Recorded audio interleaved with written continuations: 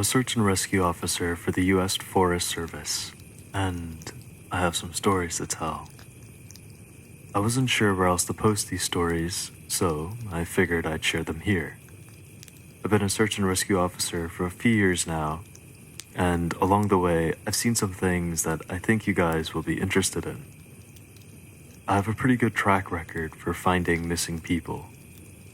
Most of the time, they just wander off the path or slip down a small cliff, and they can't find their way back.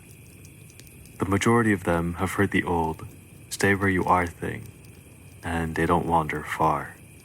But I've had 2 cases where that didn't happen. Both bother me a lot, and I use them as motivation to search even harder on the missing persons cases I get called on. The first was a little boy who was out berry picking with his parents. He and his sisters were together, and both of them went missing around the same time. Their parents lost sight of them for a few seconds, and in that time, both the kids apparently wandered off. When their parents couldn't find them, they called us, and we came out to search the area. We found the daughter pretty quickly, and when we asked her where her brother was, she told us he'd been taken away by the bear man. She said he gave her berries and told her to stay quiet, that he wanted to play with her brother for a while. The last she saw of her brother, he was riding on the shoulders of the bear man and seemed calm. Of course, our first thought was abduction, but we never found a trace of another human being in that area. The little girl was also insistent that he wasn't a normal man, but that he was tall and covered in hair, like a bear, and that he had a weird face. We searched that area for weeks. It was one of the longest calls I've ever been on, but we never found a single trace of that kid. The other was a young woman who was out hiking with her mom and grandpa. According to the mother, her daughter had climbed up a tree to get a better view of the forest, and she'd never come back down. They waited at the base of the tree for hours, calling her name before they called for help. Again, we searched everywhere, and we never found a trace of her. I have no idea where she could have gone, because neither her mother or grandpa saw her come down. A few times, I've been out on my own searching with a canine, and they've tried to lead me straight up cliffs. Not hills, not even rock faces. Straight, sheer cliffs with no possible handholds. It's always baffling, and in those cases, we usually find the person on the other side of the cliff, or miles away from where the canine had led us. I'm sure there's an explanation, but it's sort of strange. One particularly sad case involved the recovery of a body. A 9-year-old girl fell down an embankment and got impaled on a dead tree at the base. It was a complete freak accident. I'll never forget the sound her mother made when we told her what had happened. She saw the body bag being loaded into the ambulance, and she let out the most haunting, heartbroken wail I've ever heard. It was like her whole life was crashing down around her, and a part of her had died with her daughter. I heard from another search and rescue officer that she had killed herself a few weeks after it happened. She couldn't live with the loss.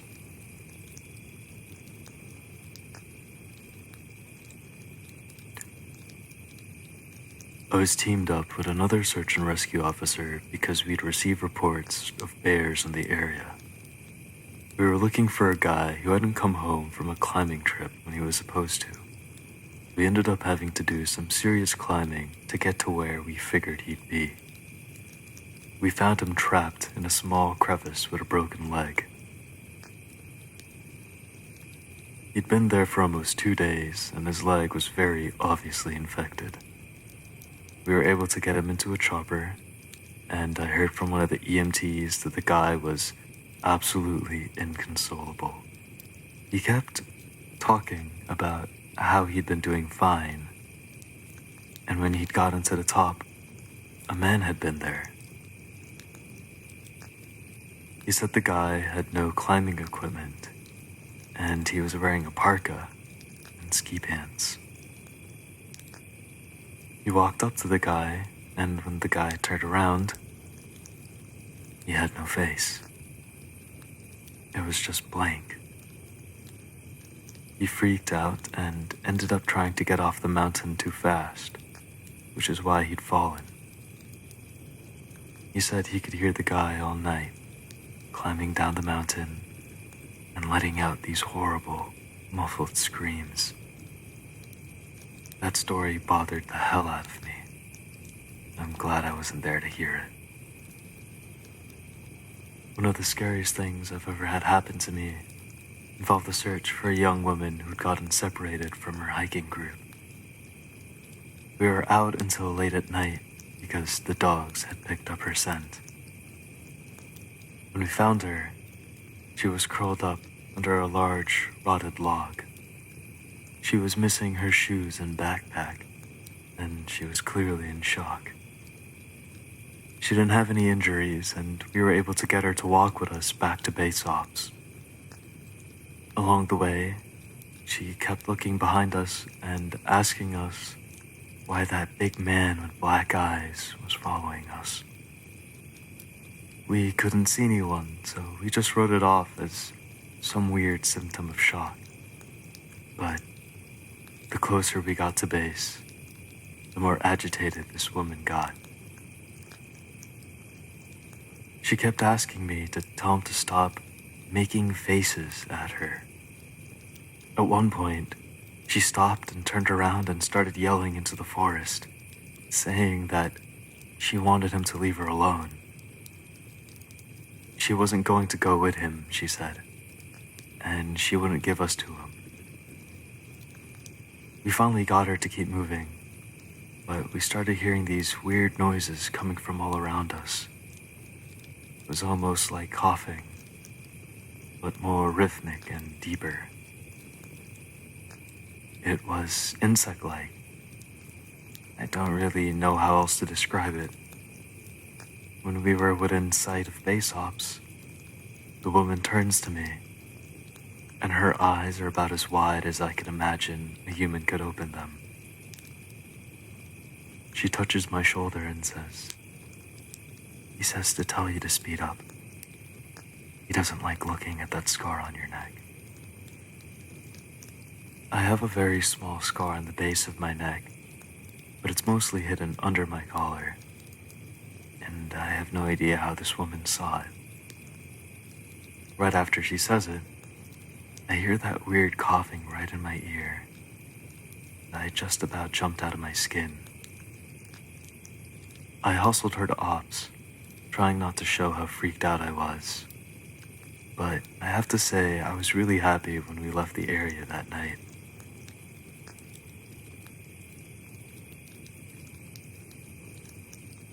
This is the last one I'll tell, and it's probably the weirdest story I have.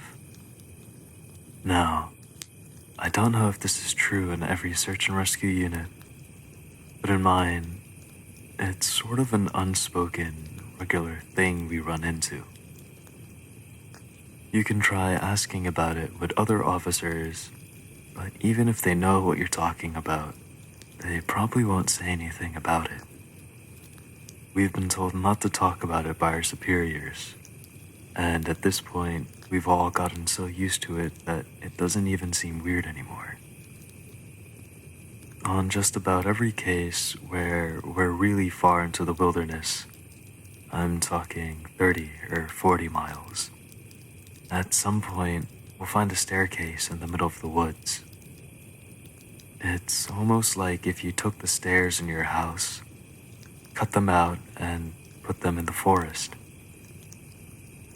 I asked about it the first time I saw, and the other officer just told me not to worry about it, that it was normal. Everyone I asked said the same thing. I wanted to go check them out, but I was told, very empathetically, that I should never go near any of them.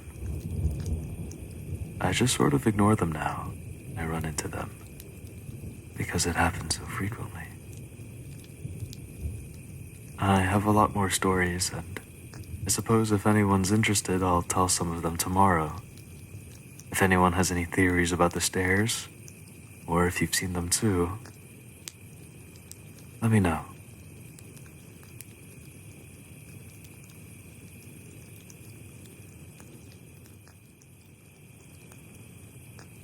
So I logged back on tonight and was blown away by the staggering amount of interest this seems to have generated. First off, I'll address a few things that you guys have brought up. There's been an overwhelming amount of people mentioning the similarities between some of my stories and those of Dave Pilates. I assure you, I'm not trying to rip him off in any way. I've got nothing but respect for the guy. He's actually what inspired me to write this because I can verify a lot of the things he talks about. We do have a lot of these strange missing persons cases, and most of the time they aren't solved. Either that, or we find them in places they have no business being. I personally haven't been on many calls like that, but I'll share a few that I've seen, and a story my friend told me that relates to this. There was a lot of feedback about the stairs, so I'll touch on that briefly. They come in a variety of shapes, sizes, styles, and conditions. Some are pretty dilapidated, just ruins, but others are brand new. I saw one set that looks like they came from a lighthouse. They were metal and spiral, almost old-fashioned. The stairs didn't go up infinitely, or farther than I can see, but some sets are taller than others.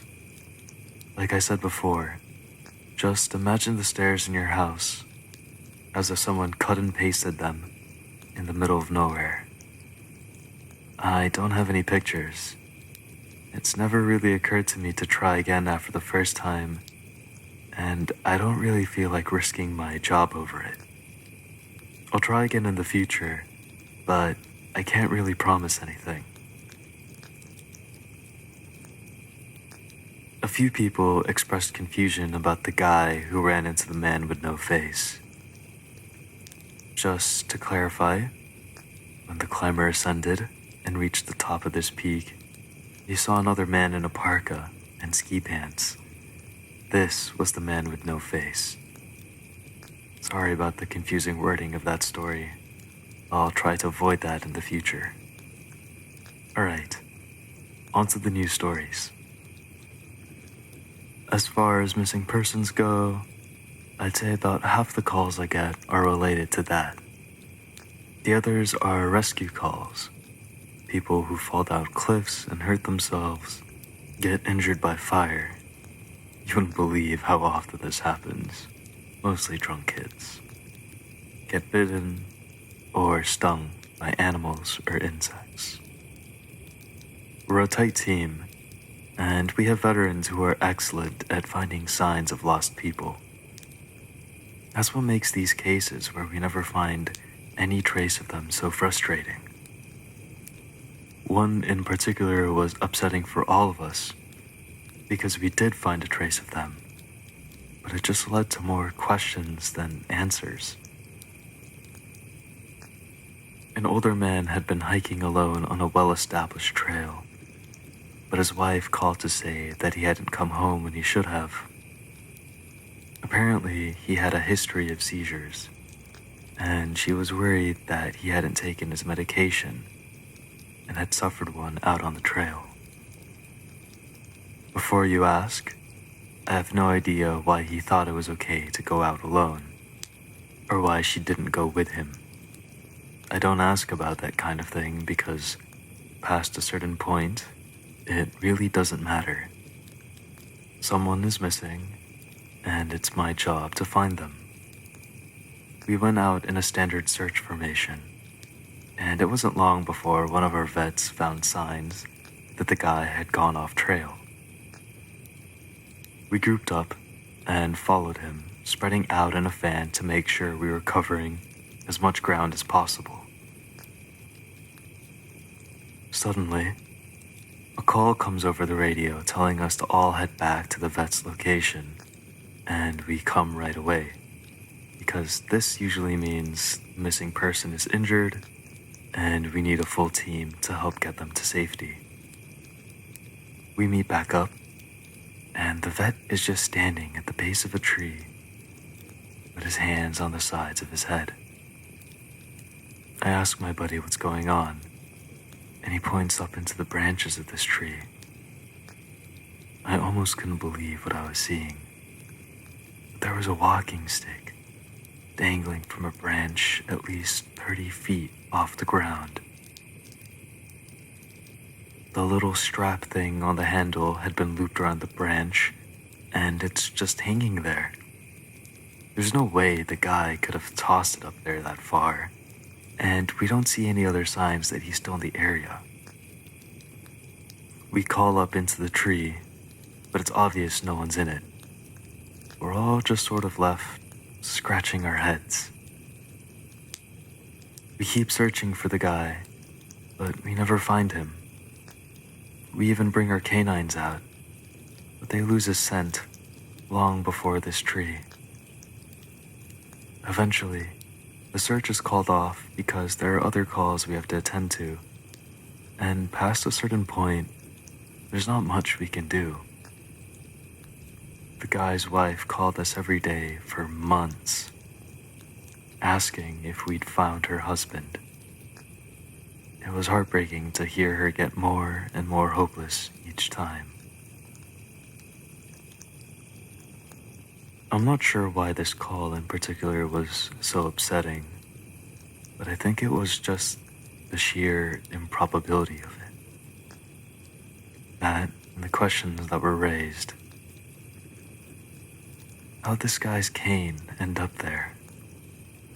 Did someone kill him and toss that up as some weird trophy? We did our best to find him, but it was almost like a taunt. We still talk about that one from time to time. Missing kids are the most heartbreaking. Doesn't matter what circumstance they go missing under, it's never easy, and we always dread the ones we find deceased. It's not common, but it does happen.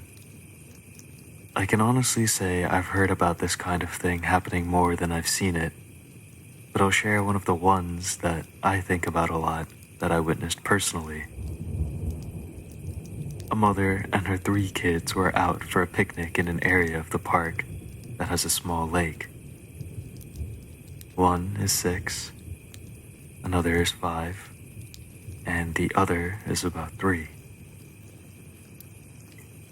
She's watching them all really closely, and according to her, she never lets them out of her sight at any time.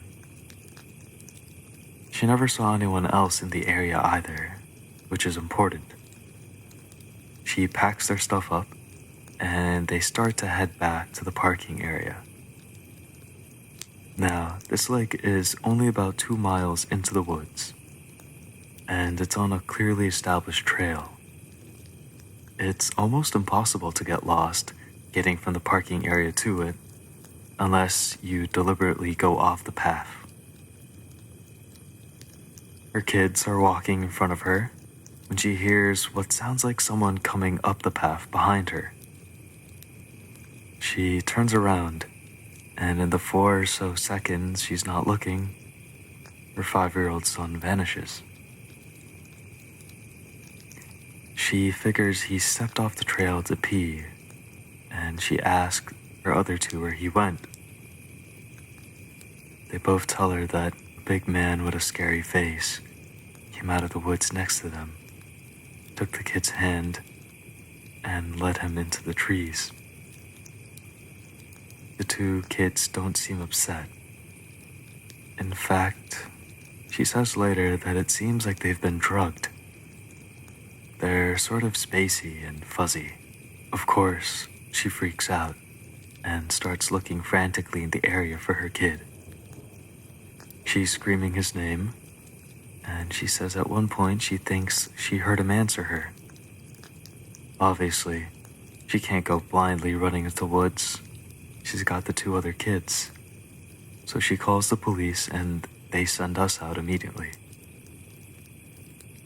We respond and we start the search for him.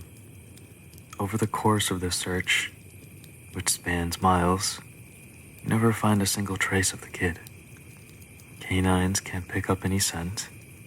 We don't find any clothing or broken bushes or literally anything that would signify a child being there.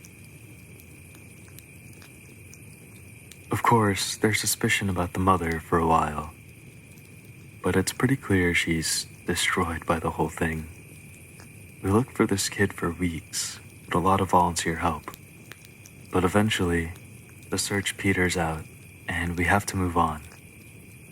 The volunteers keep searching though, and one day we get a call on the radio, letting us know that a body had been found and needs to be recovered.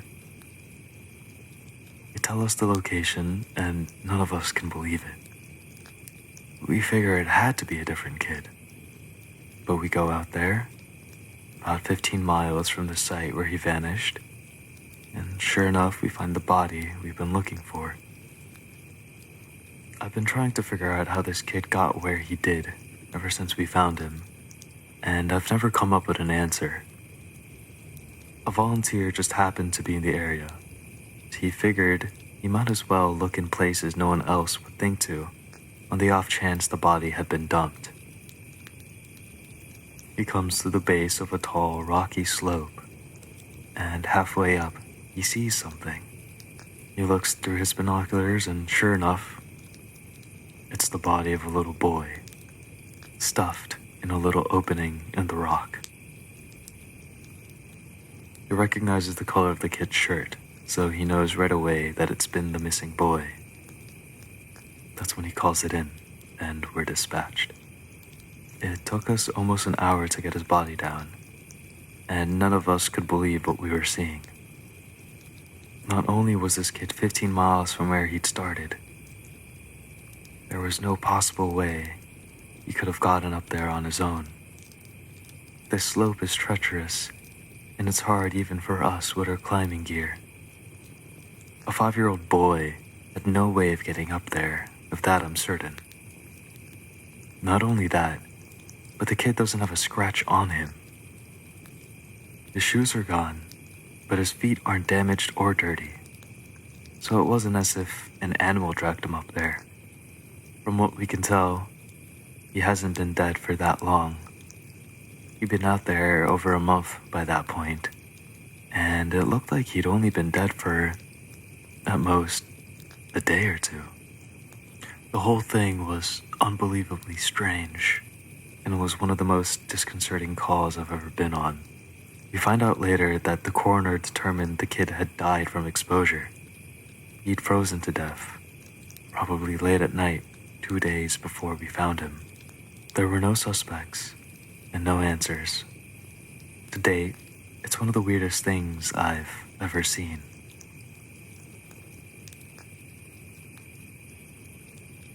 One of my first jobs as a trainee was a search op for a 4-year-old kid that had gotten separated from his mom. This was one of those cases where we knew we were going to find him because the dogs were on a strong scent trail, and we saw clear signs that he was in the area. We ended up finding him in a berry patch about half a mile from where he'd been seen. The kid wasn't even aware that he wandered that far. One of the vets brought him back, which I was glad for because I'm not really good with kids, and I find it hard to talk to them and keep them company. As my trainer and I are headed back, she decides to take me on a detour to show me one of the hot spots where we tend to find missing people. It's a natural dip in the land, near a popular trail, and people usually move downhill because it's easier. We hike out there. It's a few miles away, and we get there in about an hour or so. As we're walking around the area, and she's pointing out places she's found people in the past, I see something in the distance. Now, this area we're in is about 8 miles from the main parking area, though there's back roads you can take to get closer if you don't want to hike that far. But we're on state-protected land, which means there can't be any kind of commercial or residential development out here. The most you'll ever see is a fire tower or makeshift shelter that homeless people think they can get away with building. But I can see from here that whatever this thing is has straight edges. And if there's one thing you learn quickly, it's that nature rarely makes straight lines. I point it out, but she doesn't say anything. She just hangs back and lets me wander over and check it out. I get within about 20 feet of it, and all the hair on the back of my neck stands up.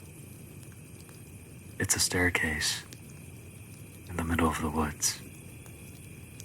In the proper context, it would be the most benign thing ever. It's just a normal staircase with beige carpet and about 10 steps tall. But instead of being in a house, where it obviously should be, it's out here in the middle of the woods. The sides aren't carpeted, and I can see the wood it's made of. It's almost like a video game glitch, where the house has failed to load and the stairs are the only thing visible. I stand there and it's like my brain is working overtime to try and make sense of what I'm seeing.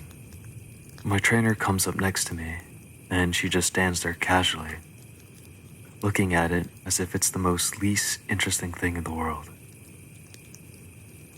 I ask her what this thing is doing here and she just chuckles. Get used to it, rookie. You're gonna see a lot of them. I start to move closer, but she grabs my arm. Hard. I wouldn't do that, she says.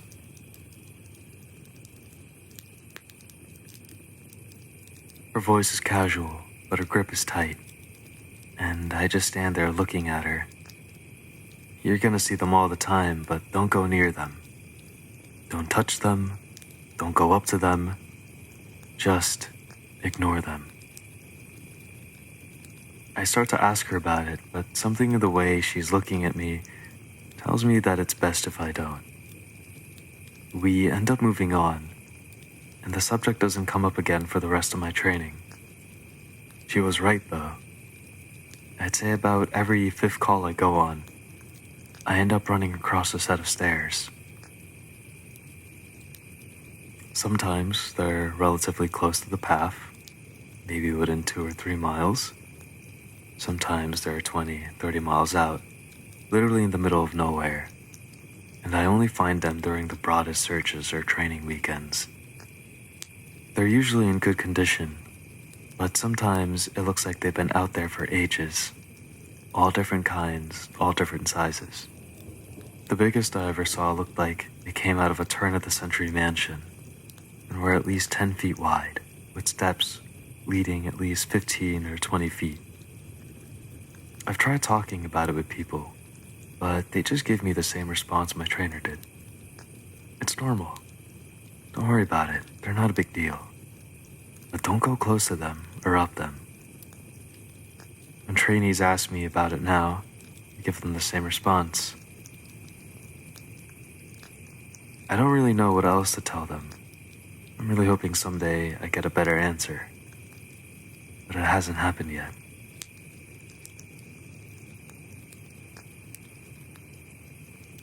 This was another one that was less spooky and more sad. A young man went missing late in winter, when realistically no one should be going that far out into the trails. We close a lot of them, but some remain open year-round, unless there's a lot of snow. We did an operation for him, but we had about 6 feet of snow on the ground, and we knew it wasn't likely that we'd find him until spring, when a thaw came. Sure enough, when the first big thaw came, a hiker reported a body a little ways off the main trail. We found him at the base of a tree in a pile of melted snow. I knew right away what had happened. It scared the living daylights out of me. Most of you who ski or snowboard or spend any amount of time on a mountain will probably have guessed too. When snow falls, it doesn't collect as thick in the areas beneath the branches. It happens most with fir trees because they have a sort of closed umbrella shape. So what you end up with is a space around the base of the tree that's filled with a mixture of loose, powdery snow, air, and branches. They're called tree wells, and they're not immediately obvious if you don't know what you're looking for. We put up signs in the welcome center, big ones, letting people know how dangerous they are. But every year that we get an unusual amount of snow, and we find out about it in the spring. My best guess is that this young man was hiking and got tired, or maybe a cramp from walking in the deep snow. He went to go sit at the base of the tree, not knowing that there was a tree well, and fell in. He got stuck with his feet up, and the surrounding snow caved in around him. Unable to free himself, he suffocated. It's called snow immersion suffocation, and it doesn't usually happen except in really deep snow. But if you get stuck in a weird position like this guy did, even 6 feet of snow can be lethal. What scared me the most was imagining how he must have struggled. Upside down in the freezing cold, he didn't die quickly. The snow would have formed a dense, heavy pile on top of him, and it would have been literally impossible to get out. As it got harder to breathe, he would have known what was happening. I can't even imagine what he was thinking in his last moments.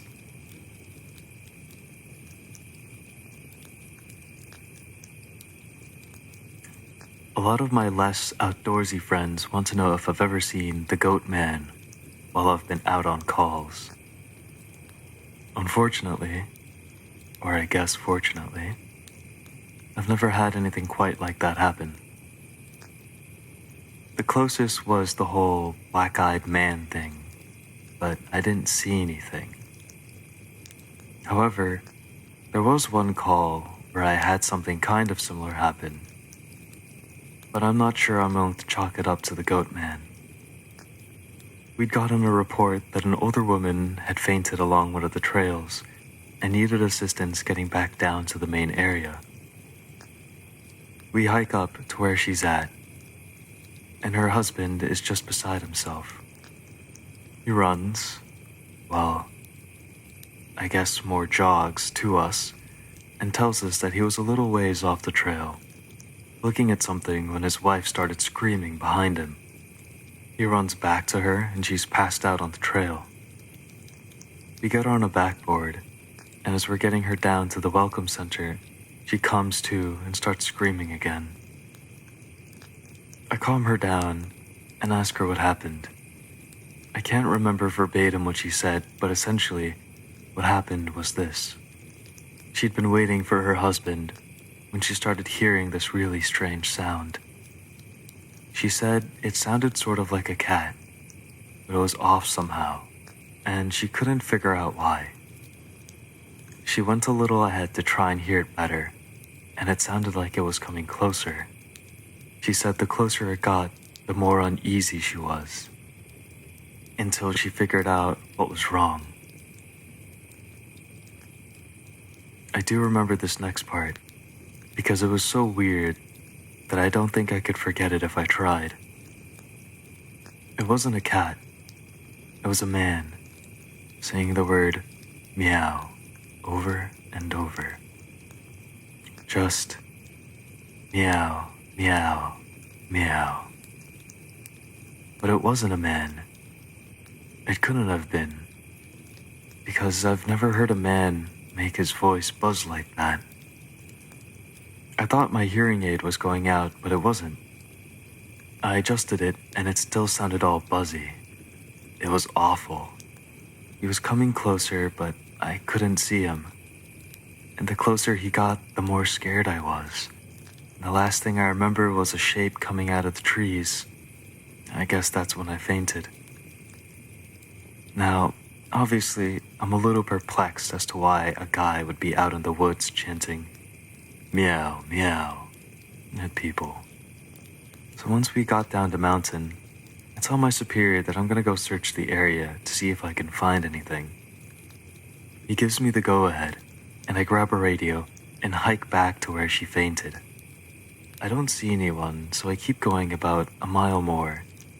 And when I head back, I go off the trail to see if I can figure out where she saw him coming from. It's almost sunset by this point, and I don't have any desire to be out at night alone. So I just sort of write it off and make a mental note to check it out again. As I'm heading back, I start to hear something in the distance. I stop and I call out for anyone in the immediate area to identify themselves.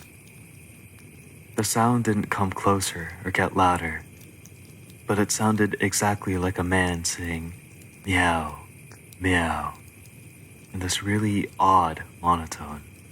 As comical as it makes it sound, it was almost like that guy on South Park with the electrolarynx, Ned.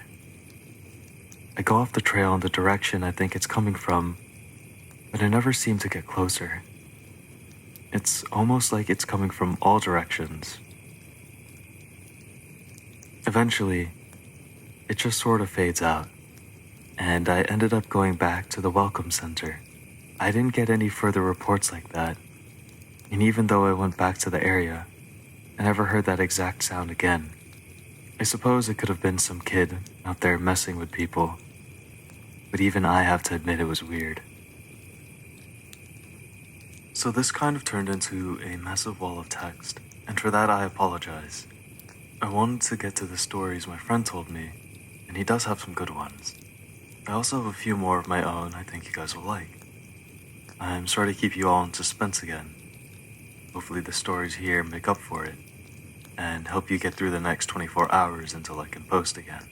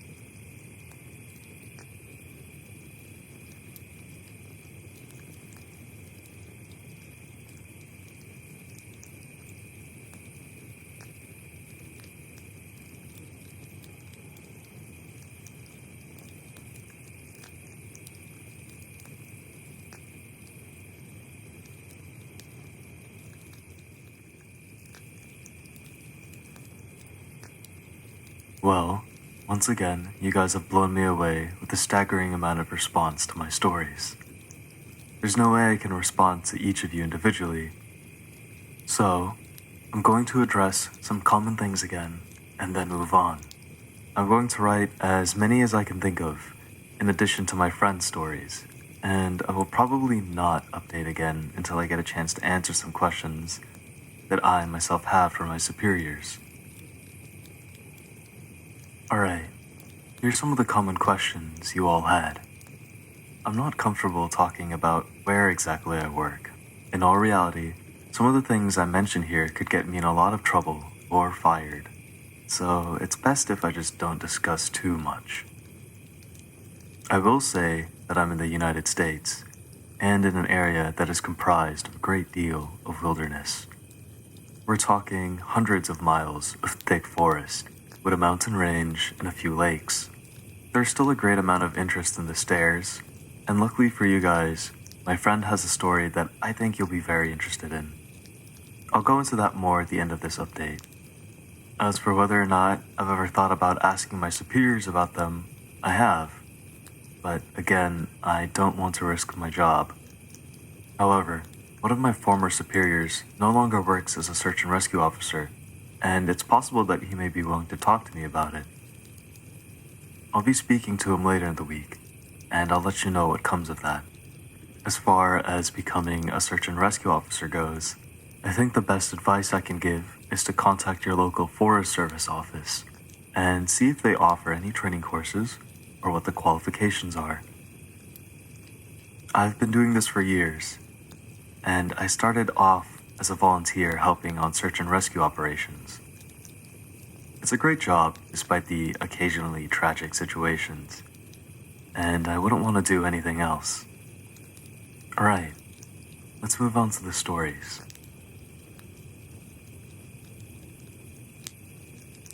The first happened on a case I went out on right after I got out of training, and was still pretty new to everything. Before I took this job, I was a volunteer, so I had a basic idea of what to expect. But on those calls, you're mostly dealing with finding lost people after vets have found signs of them. As a search and rescue officer, you go out for all kinds of cases, from animal bites to heart attacks. This case got called in early in the morning from a young couple who were up on one of the trails that goes by the lake. The husband was completely hysterical, and we couldn't really figure out what was going on. We could hear the woman screaming in the background, and he was begging us to come up there right away. When we get there, we see him holding his wife, and she's got something in her arms. She's screaming these awful, almost animal-like screams, and he's sobbing. He sees us, and he screams at us to help them, to please get an ambulance up there. Now, obviously, we can't just drive an ambulance up the walking path. So we ask him if his wife needs help, or if she can walk on her own. He's still hysterical, but he manages to tell us that it's not his wife that needs help. I go over while one of the vets tries to calm him down. I ask the wife what's going on. She's rocking, holding something, and just shrieking over and over. I crouch down and see that whatever she's holding, it's covering her with blood. And that's when I notice the sling on her front, and my heart sinks. I ask her to tell me what's going on, and I sort of pry her arms gently open so I can see what she's holding. It's her baby. His head is caved in on one side, and he's covered in scratches. Now, I've seen dead bodies before, but something about this whole situation hits me hard. I tell him it's a dead kid, and he sort of pats my shoulder and tells me he'll deal with it. It took us over an hour to get this woman to let us see her kid. Every time we try to take him from her, she flips out and tells us we can't have him, that he'll be okay if we just leave her alone and let her help him. But eventually, one of the vets manages to calm her down, and she gives us the body. We took it back to the med area, but when the EMTs show up, they told us that there was never any hope of saving the child. He died instantly from the trauma to his head. I was good buddies with one of the nurses who met them at the hospital, and she told me later what had happened. Turns out the couple had been walking with the baby in the sling, and they stopped because the kid was fussing. The dad takes the kid and is holding him, looking out over this little gully by the path. The mom comes to stand next to him, but she ends up stepping on a loose patch of soil, and she trips.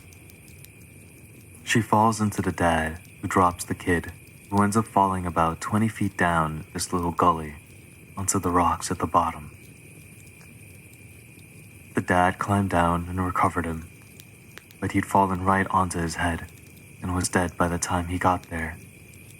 The baby was only about 15 months old. It was a total freak accident, probably one of the more awful calls I've been on.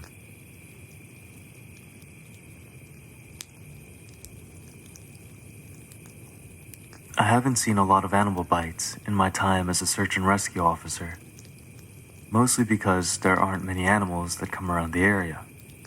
While there are bears, they tend to stay pretty far away from people, and sightings are highly unusual.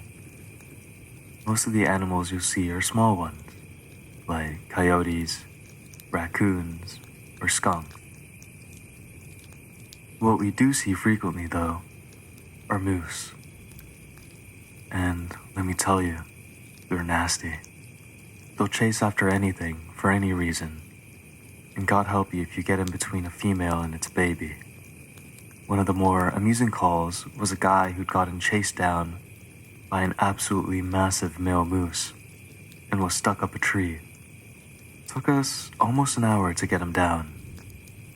And when he was finally on solid ground again, he looks at me and says, "God damn, those boys are big up close." I guess that's not really a scary story, but we still laugh about that one.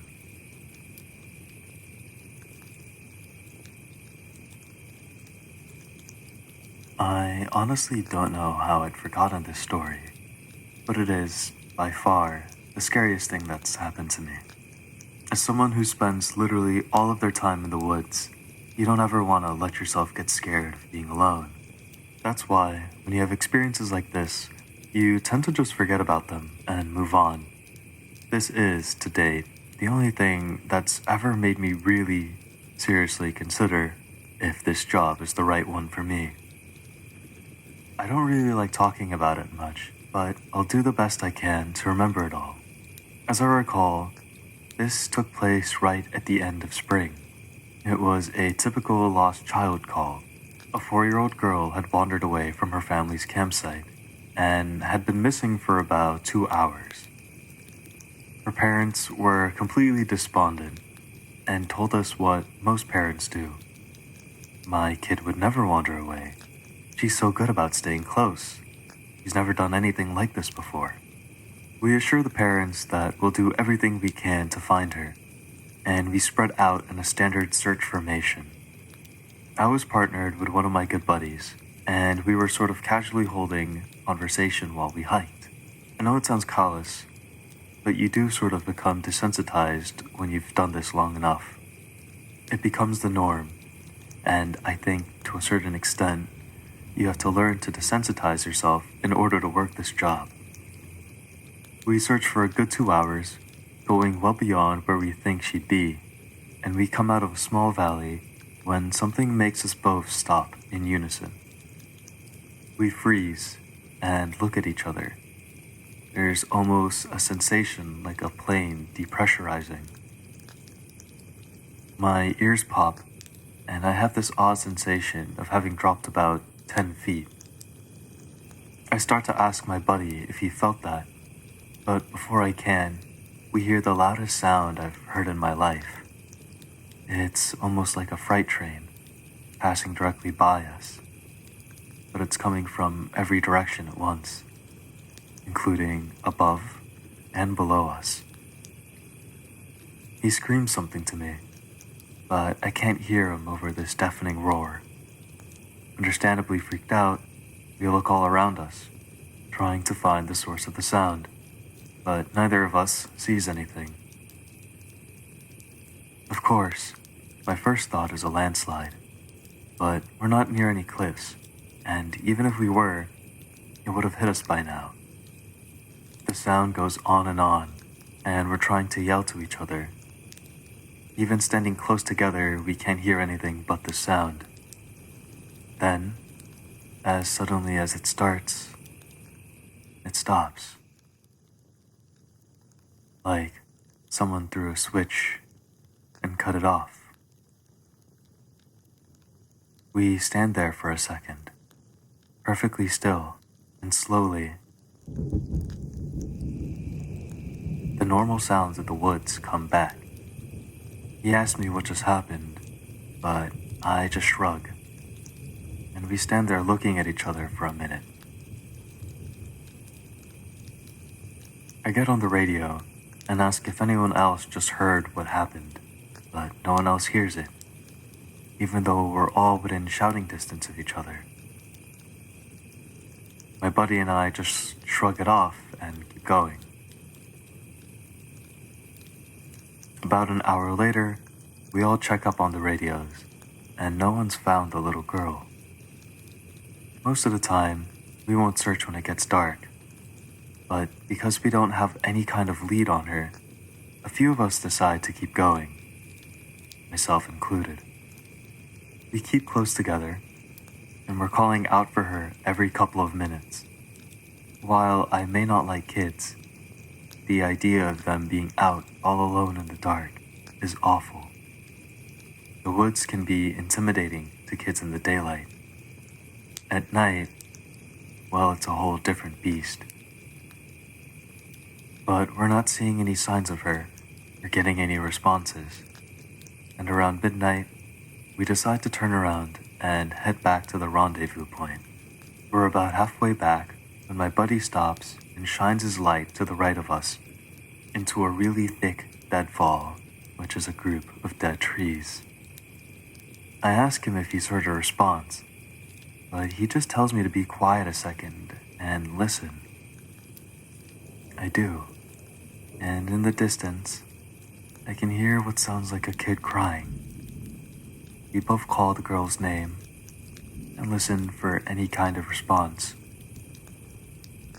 But it's just this really faint crying. We head in the direction of the deadfall and go around it, calling her name over and over. As we get closer to the crying, I start getting this weird feeling in my gut, and I tell my buddy that something isn't right. He tells me he feels the same way, but we can't figure out what it is. We stop where we are, call the girl's name again, and at the same time, we both figure it out. The crying is on a loop. It's the same little itching sob and wail, then quiet hiccup, repeated over and over. It's exactly the same every time, and without saying another word, we both take off running. It's the only time I've ever lost my composure like that, but something about it was so incredibly wrong, and neither of us wanted to stay out there anymore. When we got back to the rendezvous, we asked if anyone else had heard anything strange, but no one else knew what we were talking about. I know it sounds sort of anticlimactic, but that call messed me up for a long time. As for the little girl, we never found a trace of her. We keep an eye out for her, and all the other people we've never found, but frankly, I doubt we'll ever find anything.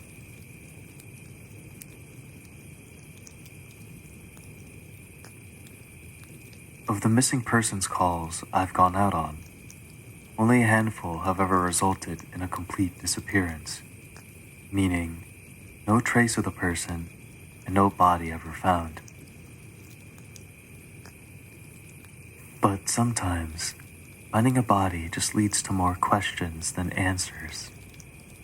Here are some of the bodies we found that have become infamous in our team. A teenage boy whose remains were recovered almost a year after he vanished. We found the top of his skull, 2 finger bones, and his camera, almost 40 miles from where he was last seen. The camera, sadly, was destroyed. The pelvis of an older man who had vanished a month earlier. That was all we found. The lower jaw and right foot of a 2-year-old boy on the highest peak of a ridge in the southern part of the park. The body of a 10-year-old girl with Down syndrome, almost 20 miles from where she'd vanished. She had died of exposure 3 weeks after going missing, and all of her clothes were intact, except for her shoes and jacket. There were berries and cooked meat in her stomach when they did the autopsy. The coroner said it appeared as if someone had been taking care of her. There were no suspects ever identified. The frozen body of a 1-year-old baby, found a week after vanishing in the hollow trunk of a tree 10 miles from the area he was seen last. There was fresh milk in his stomach, but his tongue was gone. A single vertebrae and right kneecap of a 3-year-old girl found in the snow almost 20 miles from her campground.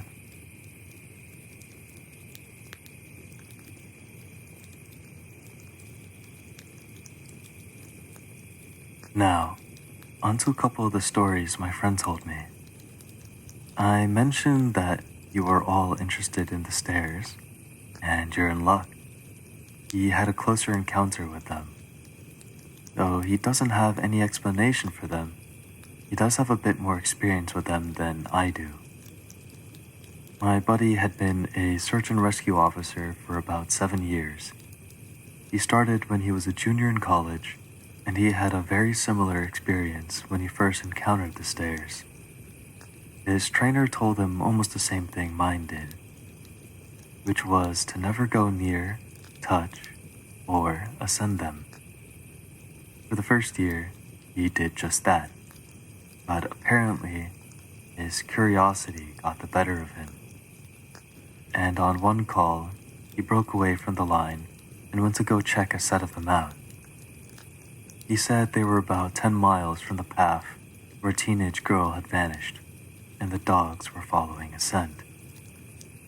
He was on his own, lagging behind the main group, when he saw a set of stairs off to the left. They looked like they were from a new house, because the carpeting was pristine and white. He said that as he got closer, he didn't feel any different, or hear any weird noises. He was expecting something to happen, like bleeding from his ears or collapsing, but he got right up next to them and didn't feel anything. The only thing he said that was odd was that there was absolutely no debris on the steps. No dirt, leaves, dust, anything. And there didn't appear to be any signs of animal or insect activity in the immediate area, which he found strange. It was less like things were avoiding them, and more like they just happened to be in a relatively barren part of the forest. He touched the stairs and didn't feel anything except that sort of sticky feeling you get from new carpet. Making sure his radio was on, he slowly climbed the stairs. He said it was terrifying because of the way they'd been stigmatized, and he wasn't really sure what was going to happen to him.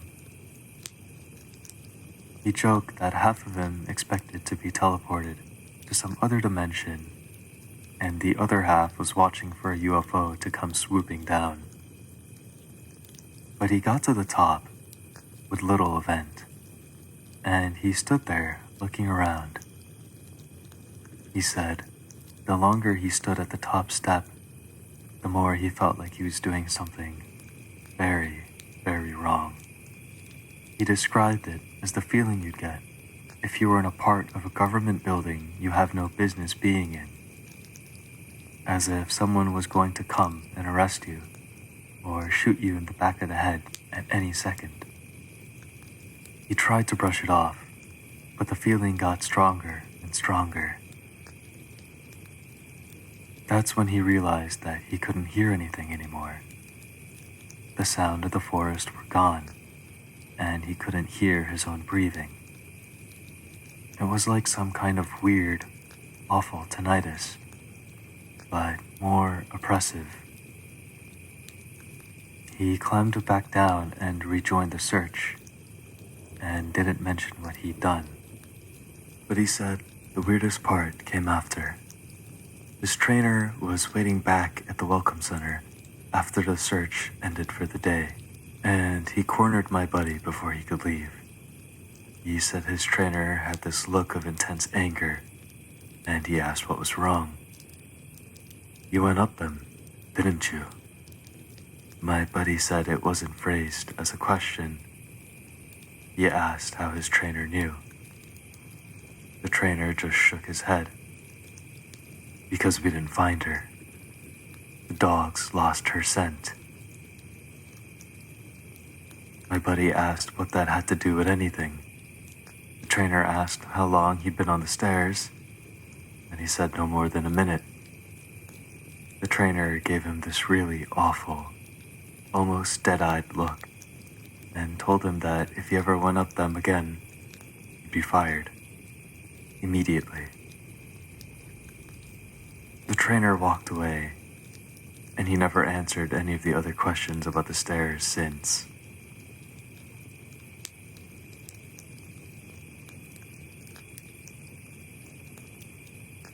My friend has also been involved in a lot of missing persons cases where there's never been a trace of them found. He said that most of the time, if the person isn't found right away, they're either never found, or they're found weeks, months, or years later, in places they can't possibly have gotten to. One story he told me that really stood out involved a 5-year-old boy with a severe mental disability. The little boy vanished from a picnic area in the late fall. In addition to the mental disability, he was also physically handicapped, and his parents explained over and over that he simply could not have vanished. It was impossible. Someone had to have taken him. They searched for this kid for weeks, going miles out of the accepted range, but it was like he'd never been there. The dogs couldn't pick up his scent anywhere, not even in the picnic area where he'd apparently vanished from. Suspicion fell on the parents, but it was clear they were devastated and hadn't done anything sinister.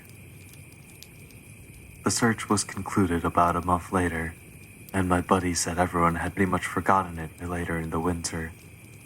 He was out on a training op in the snow, on one of the higher peaks, when he came across something. He said he saw it from far away first, and when he got closer, he realized it was a shirt, frozen and sticking partway out of the powder. He recognized it as belonging to the kid because it had a distinctive pattern. About 20 yards away, he found the body, laying partially buried in the snow. There was no way the kid had been dead for more than a few days, even though he'd been missing for almost 3 months. The kid was curled around something, and when my buddy brushed off the snow to see what it was, he said he almost couldn't believe what he was seeing. It was a big chunk of ice that had been carved crudely to look sort of like a person. The kid was holding it so tight that it had frostbitten his chest and hands, which my buddy could tell even with the decay that had taken place. He radioed the rest of the crew, and they took the body off the mountain. To put it simply, there was no way this kid could have both survived for almost 3 months on his own, or have gotten to this peak. There was no physical way this child could have walked almost 50 miles and ended up on the top of a mountain. To top it off, there had been nothing in this kid's stomach or colon. Nothing. Not even water. It was like the kid had been taken off the face of the earth, put in suspended animation, and dropped on this mountain months later, only to die of exposure. He's never really gotten over that one.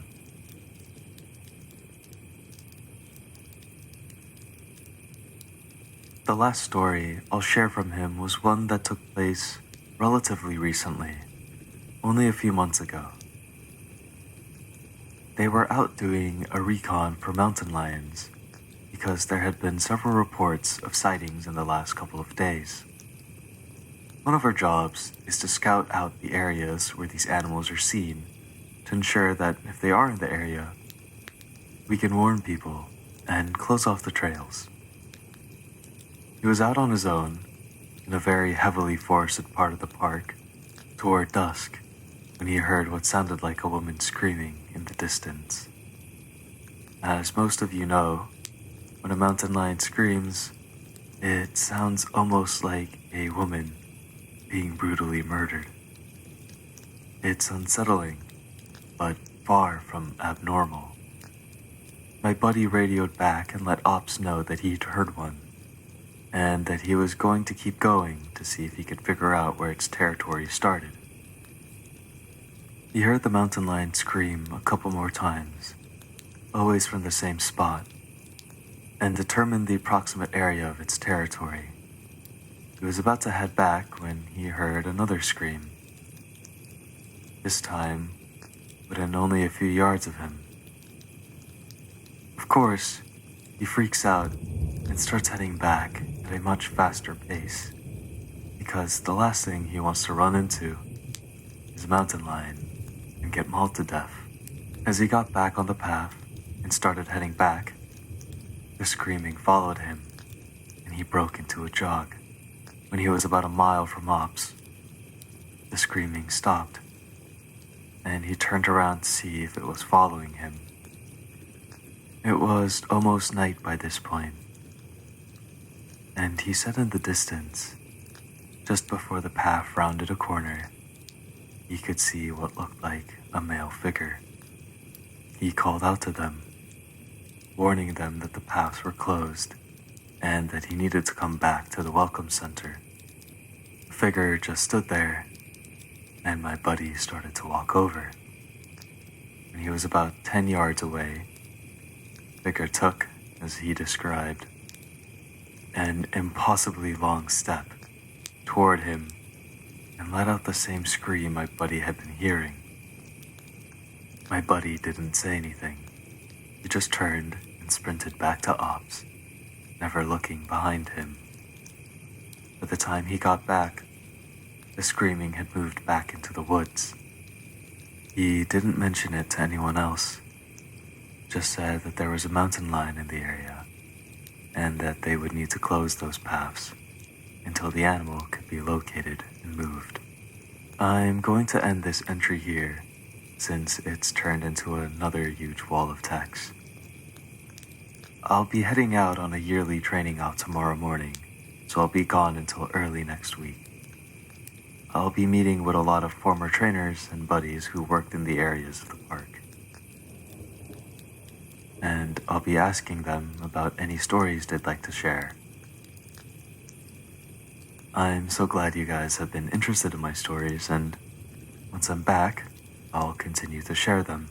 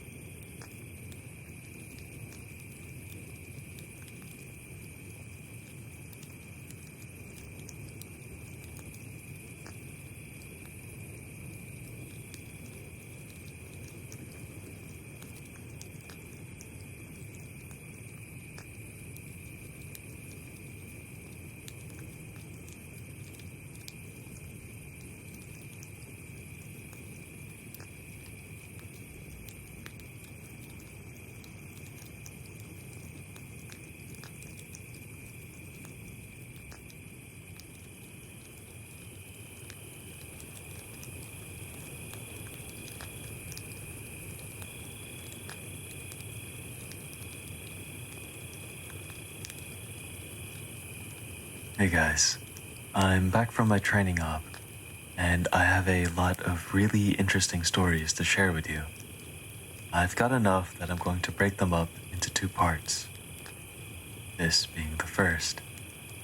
I'd love to put them all in one entry, but I just haven't had the chance to write them all down yet. I didn't have anything too crazy while I was out there. We did have one incident with a rookie that I found relevant. Since I'm sure you guys have been waiting for these, I'll just get right into the stories. I'll assign each batch of stories to the person who told them to me. KD. KD is a vet who's been a search and rescue officer for about 15 years. She specializes in high elevation mountain rescues and is widely considered one of the best in her field. She was one of the more enthusiastic storytellers. Since we were together a fair amount during exercises, she ended up telling me about 4 that really stuck with me. But first, she told me in response to me asking about one of her more traumatic calls.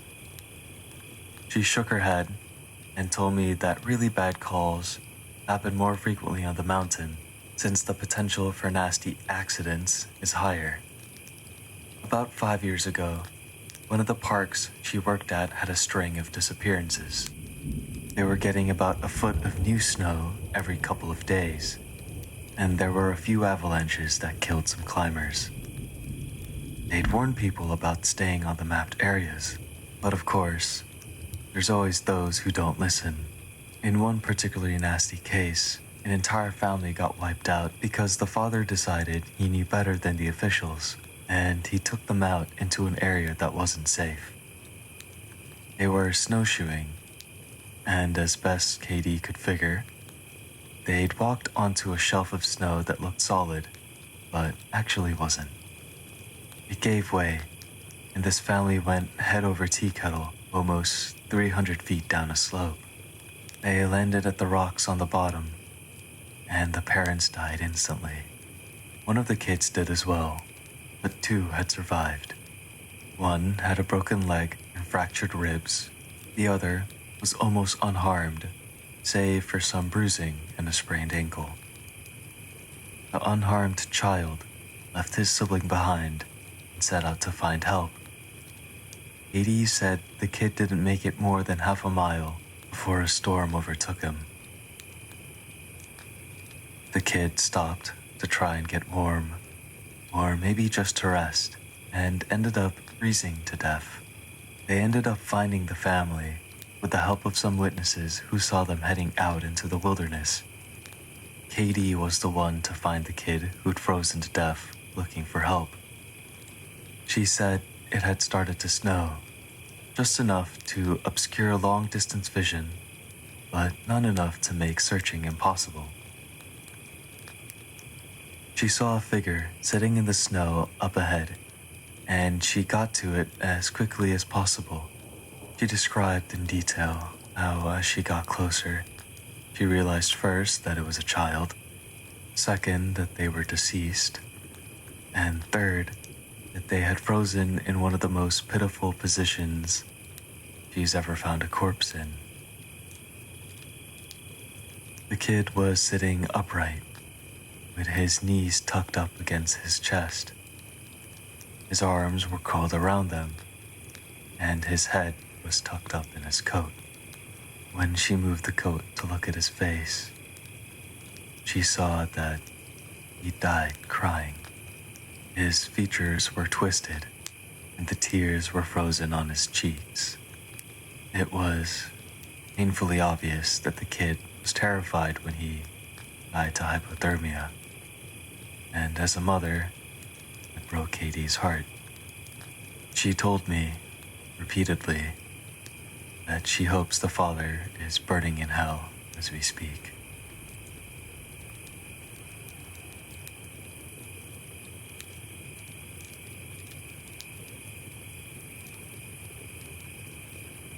The other traumatic story she told me that stood out in my mind was one that happened when she was a rookie. Her team got a report of an experienced climber who hadn't come home the previous day. His wife was convinced that something bad had happened because he'd never failed to come home on time. They went out looking for him and had to climb what sounded like some very technically challenging parts of the mountain. They got to a relatively flat area, and KD started seeing blood in the snow. She followed the trail, and as she went, she started seeing little bits of tissue. She wasn't sure exactly what body part it had come from, but the further she followed it, the more there was. She follows this trail to a sheltered area underneath a cliff face, and she finds the climber. She said there was so much blood, more than she'd ever seen before. He was lying face down, one arm stretched in front of him, as if he died crawling. She looks closer and sees that he'd been partially disemboweled, which is where the tissue she'd seen had come from. The guy has an ice pick tucked into a hip holster, and it's covered in blood. Of course, we'll never be sure exactly what happened, but she said as best as she can figure, this is what went down. The guy had been attempting to climb up to the next area and had been using his ice axe to ascend. He'd probably hit a loose patch and had fallen. On the way down, or possibly when he landed, he'd gotten impaled by the axe, and it had disemboweled him. He drug himself along, tearing pieces of himself out as he went, and had died under the cliff face. She isn't terribly bothered by gore, but a few of the guys who came to help her remove the body threw up when they turned him over, and a good portion of his intestines spilled out.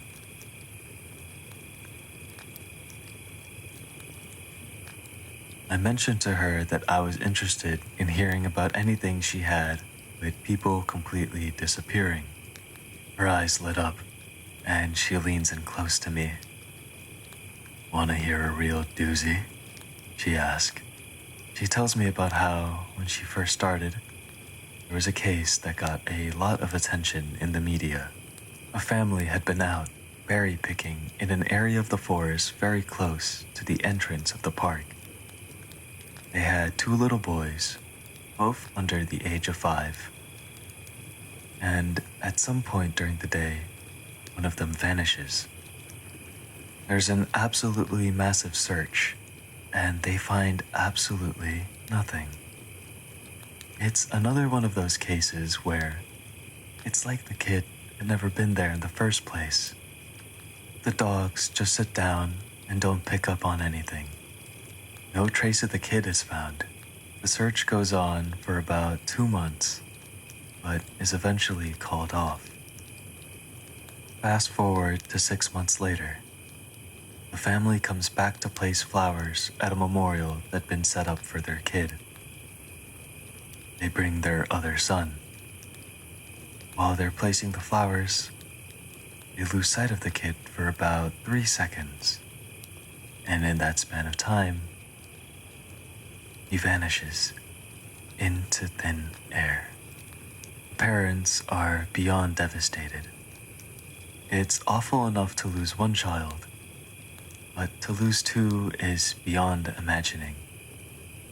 The search is huge, one of the largest in state history. There's about 300 volunteers combing every inch of this park looking for the kid. But again, there's no trace of him. The search goes on for about a week, with people looking miles from the part of the park he vanished from. And then, almost 2 weeks later, a volunteer almost 15 miles from the search area radios in that he's found the kid.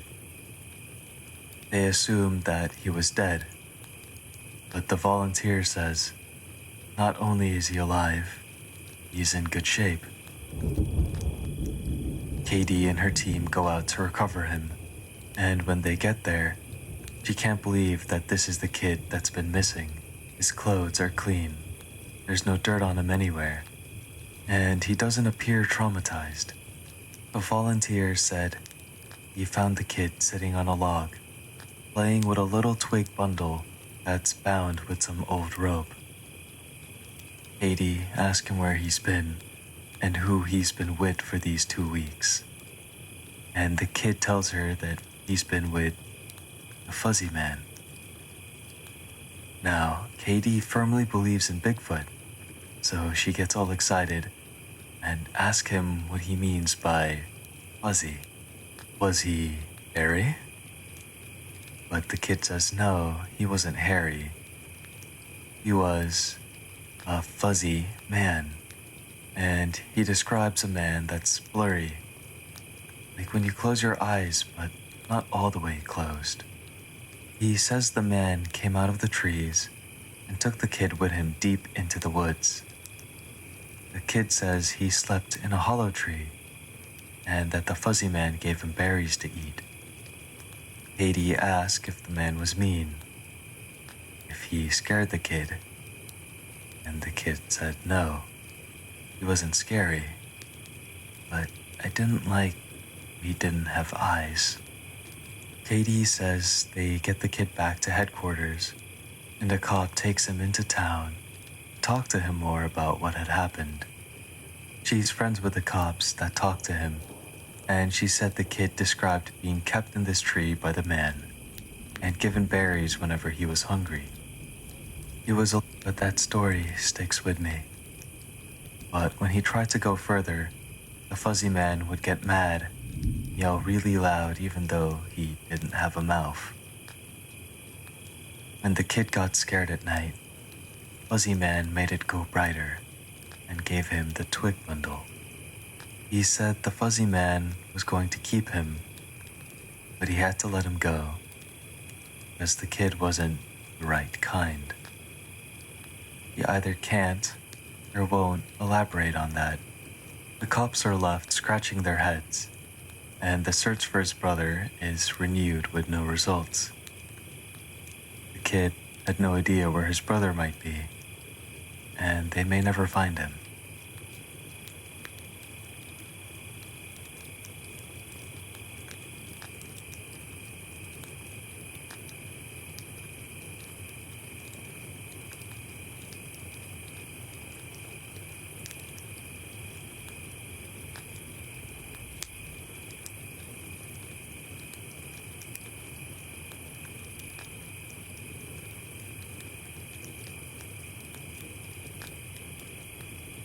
The last story that Katie told me was of something that happened to her when she got separated from her training group when she was a rookie. They were learning the basics of high elevation belaying on a well-mapped side of the mountain, and she had to use the bathroom. She went about 50 yards from the group during a meal break and did her business. I'll tell the rest exactly as she told it to me. So I go to take a piss, and once I'm done, I start going back to the group, but I've only gotten about 5 feet when I realize that I have no idea where I am. This wasn't a, oh, I got turned around, lost. I mean, I had literally no clue where I was. If you'd asked me, I don't even think I'd be able to tell you what state we were in. It was sort of how I imagine people with amnesia feel, you know?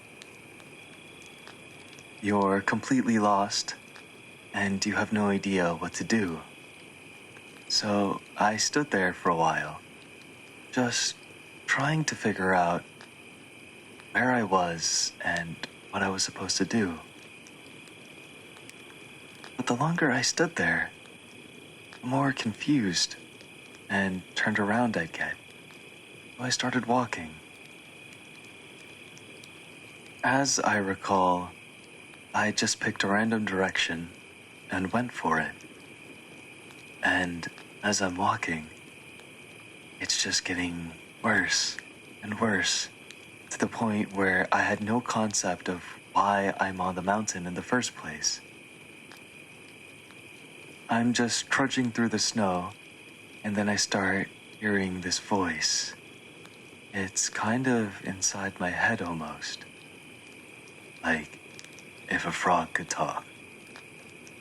All low and croaky. It's telling me over and over that it's okay. It's okay.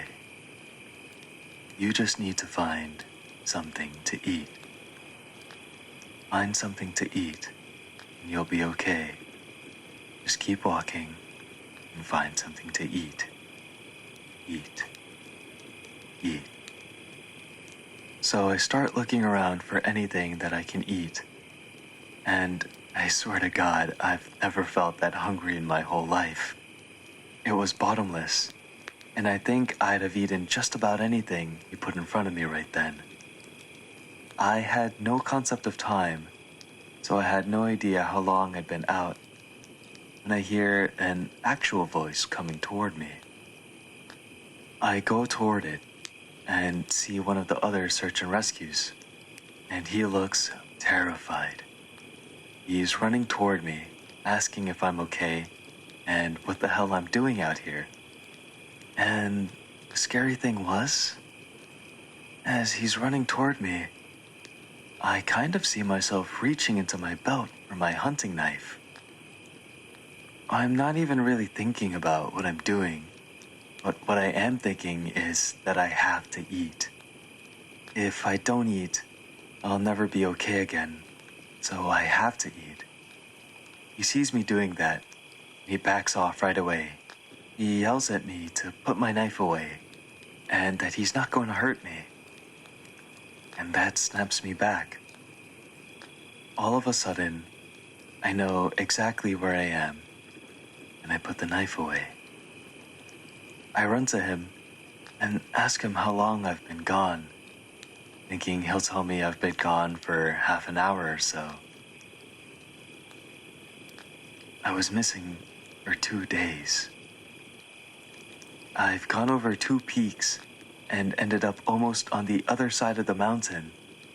And if I'd kept going, I would have ended up wandering into about 300 miles of wilderness. They never had found me. He can't believe I'm not dead. And, of course, I don't know what to think. To me, no time has passed at all. I don't say anything. I just go back with him to a rendezvous point, and I'm taken back to HQ to be airlifted to the hospital.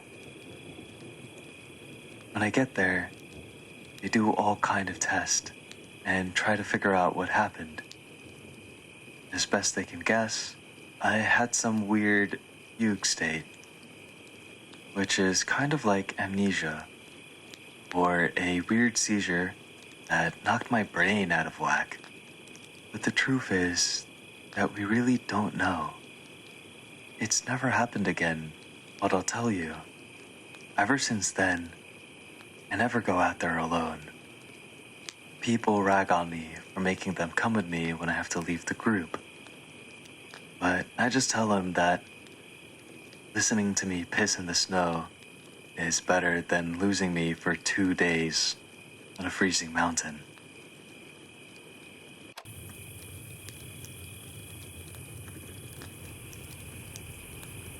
The next person I talked to was EW, a former trainer who now works as an EMT.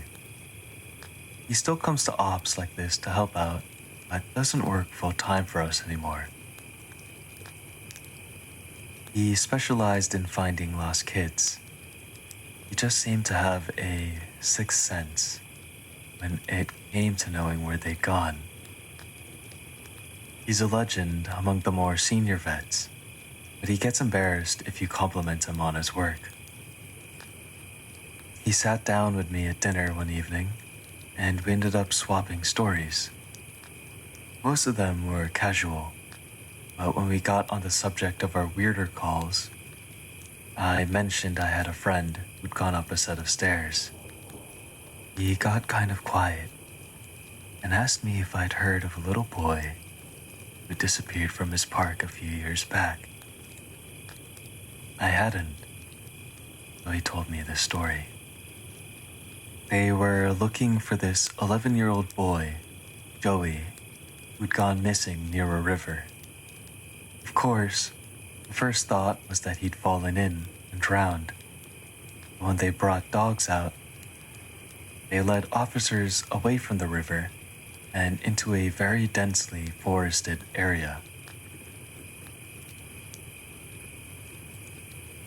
When we do searches for people, we search in a grid pattern. We search every box of the grid incredibly thoroughly. What EW's team noticed right away was that a strange pattern was emerging. Dogs in alternating boxes were picking up Joey's scent, but losing it when they overlapped with another box. If you think of a checkerboard, Joey's scent was being picked up in random black squares, but never in red.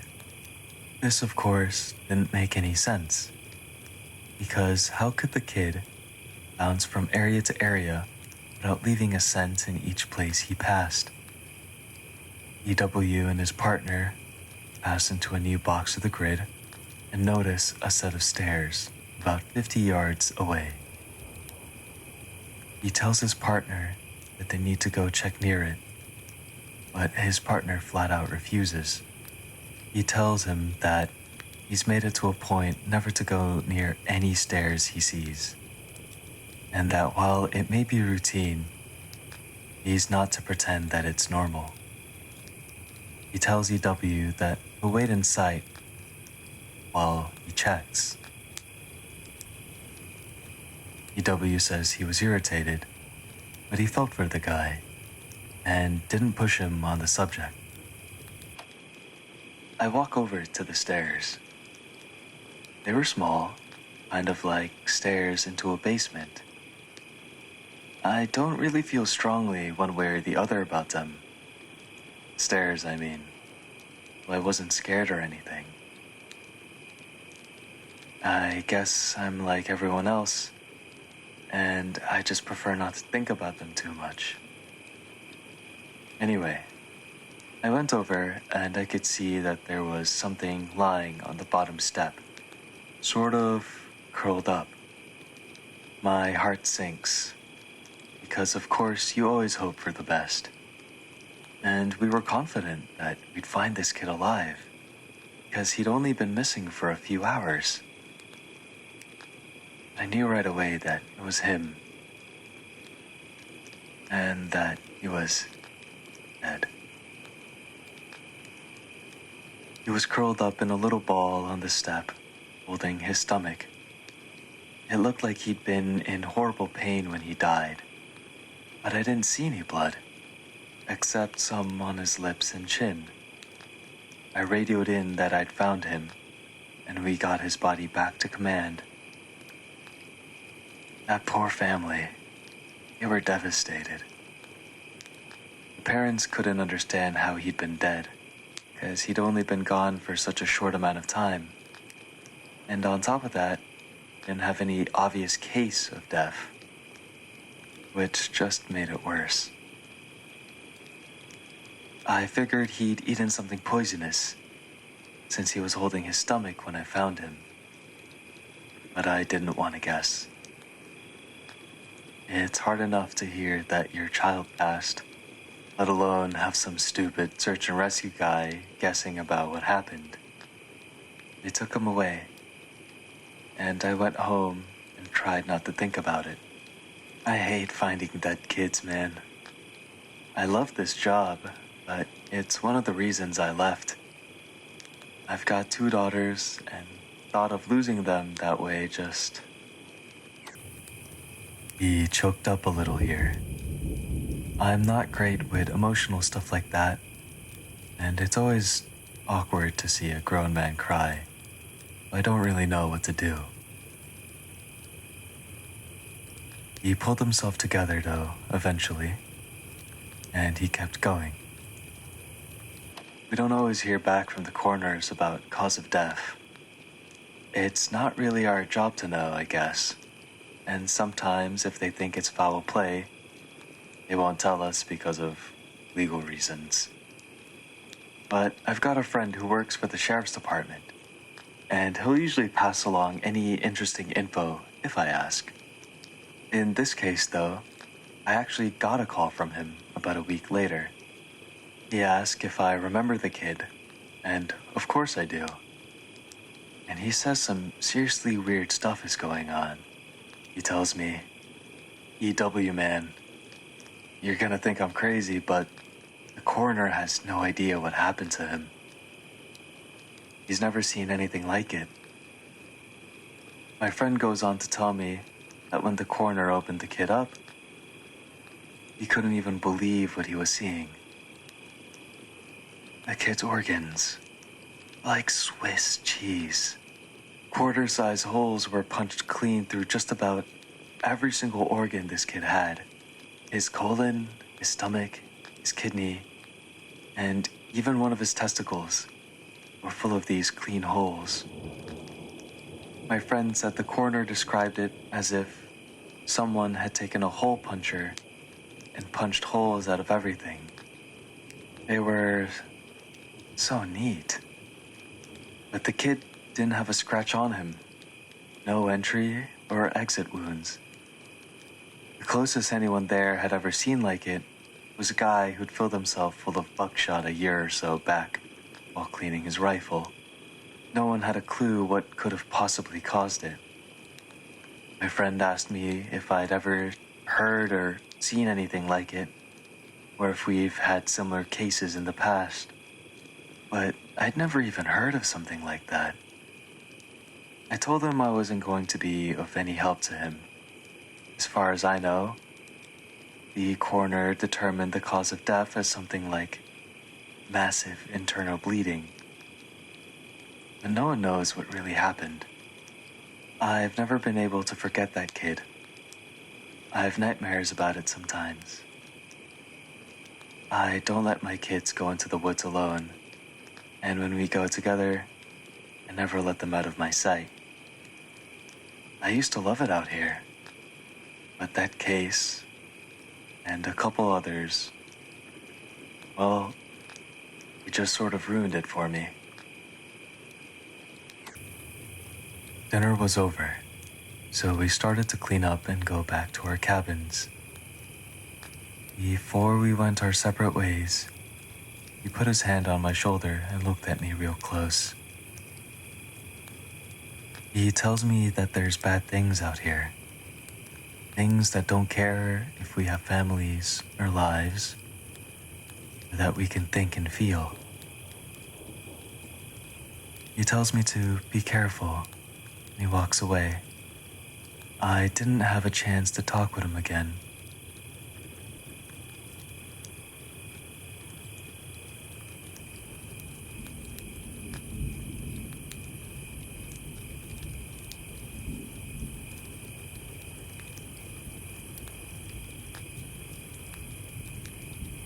EB.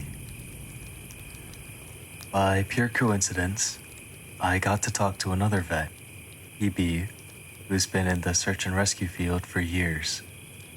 We were partnered on a grid sweep during a training exercise, and we were chatting casually about how we liked the job, kind of things we'd seen, and the like. At one point, we passed an old set of stairs, though they were probably from an old fire lookout, given the area that we were in. I casually mentioned that I was curious about the stairs, and that I wished I knew more about them. He got kind of quiet and looked like he wanted to tell me something, but wasn't sure if he should. Finally, he told me to turn off my radio. Obviously, this is something we are never, ever supposed to do. I did it, and he did the same. About 7 years ago, he was out on a call with a rookie. They were in an area of the park that's had a lot of strange reports and events. Disappearances, stories about lights in the forest, odd noises, things like that. The rookie was totally spooked, kept going on and on about things out in the woods. According to PB, the guy wouldn't stop talking about the goat man, just on and on. Goat man this, and goat man that. Finally, I told him that there was plenty of things to be afraid of out here that were very real, and that he'd better get over this thing with the goat man. The rookie wanted to know what kind of things I was talking about, and I just told him to shut up and walk. He crested a little ridge, and there was a staircase about 10 yards ahead. The rookie stops dead in his tracks and just stands there, looking at them. I tell him, "See? That's something you should be afraid of." The rookie asks me what these are doing out here, and for some reason, I just open up and tell him the truth, or what I've been told is the truth. I could have gotten in a lot of trouble for doing what I did, and I could get in a lot of trouble for repeating it to you. But you're a nice kid, and I want you to stop looking into this. Do it while you're ahead. When I first started out, we were a little less tight-lipped about them, and other things that happen out here.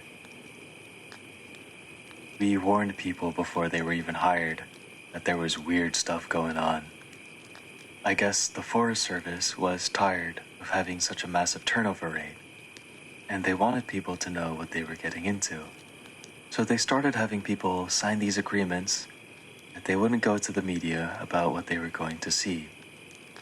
The FS didn't want to scare people away, so the last thing they needed were spooked rookies running off to the media with stories of ghost and haunted stairs.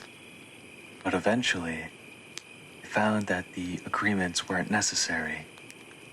People not only didn't want to talk about what they saw, they wouldn't. A few times, media tried to talk to people when kids or hikers would disappear, and no one would say a word. I can't really explain it. I guess we just don't really want to admit anything is wrong. This is our job. Be out in the woods every single day. You don't need to be spooked. And the best way to avoid that is to pretend like everything's okay. So I'll tell you everything I can think of. And after that, I'm done talking about it for good. And I expect you not to bring it up around me. Ever. The stairs have been out here as long as the parks have existed. We have records going back decades describing them. Sometimes people go up them and nothing happens. Other times, look, I really don't like talking about this, but sometimes really bad shit happens. I saw one guy get his hand sliced clean off when he got to the top step. He reached out to touch a tree branch, and it happened so fast. 1 second, his hand was there. The next, it was gone. Completely clean wound. He didn't find his hand, and the guy almost died. Another time, a woman touched one of the stairs, and a blood vessel in her brain exploded. Literally exploded. Like a water balloon. She stumbled down and came over to me. And all she got out was, "I think something's wrong with me." She dropped like a sack of flour, dead before she hit the ground. I'll never forget the way the blood leaked into the inside of her eye. Before she died, I watched it turn red. I watched it happen. There wasn't a single thing I could do. We warn people not to go anywhere near them, but there's always at least one idiot who does. And even if nothing happens to them, something bad always happens. Kids go missing as we're on their trails. Someone dies the next day, and half in a completely safe part of the park. I don't know exactly why they're out here, but it doesn't matter. They're here, and if we're smart, we tell our new officers exactly what they're capable of. We were both quiet for a little while. I was afraid to talk again, because I wasn't sure if he was done. He looked up, like he wanted to say something else. Finally, he spoke up again. Have you ever noticed, but you can't find the same ones twice? I nodded, expecting him to continue. But he just stayed quiet, didn't bring up the subject again. And I didn't press him for any more stories.